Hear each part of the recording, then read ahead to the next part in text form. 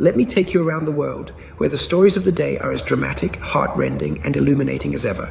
I'm Alvin, your guide to what matters, and today we're crossing continents, diving into conflicts, tracing the contours of justice, and finding glimmers of hope even in the darkest hours. Imagine, for a moment, the skies above Ukraine.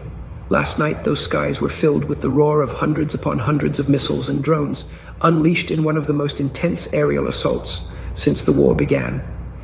Nearly 700 deadly objects, each one a ticking reminder of the fragility of peace, rained down across cities and countryside alike.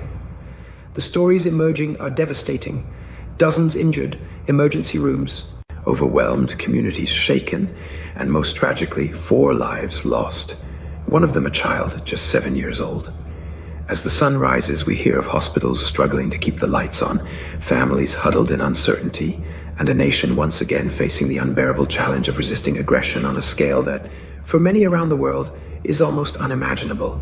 Yet, despite the destruction, stories of resilience emerge, of volunteers, of neighbors helping neighbors, of quiet acts of defiance and determination.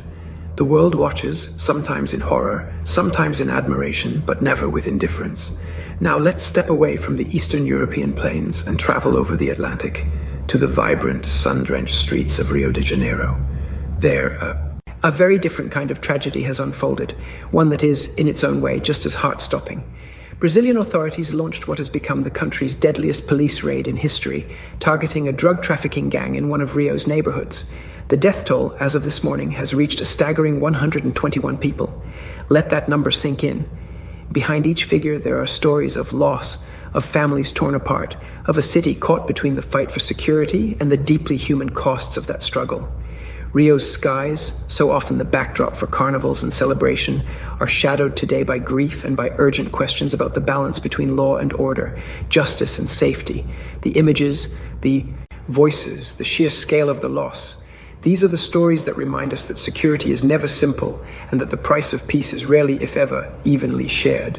While tragedy stalks one part of the world, in another, young people are marching for a future they believe in. Thousands of protesters, mainly young people, have set out from Belgrade, Serbia, on a 2-day journey, a pilgrimage almost, to honor those lost in the deadly canopy collapse of last year. This isn't just a protest, it's a statement about who gets to lead, about the vitality of youth, about the hope that the next generation can and will demand change. There's something deeply moving about marches like this, the rhythm of footsteps, the chants, the banners, the quiet conversations along the way.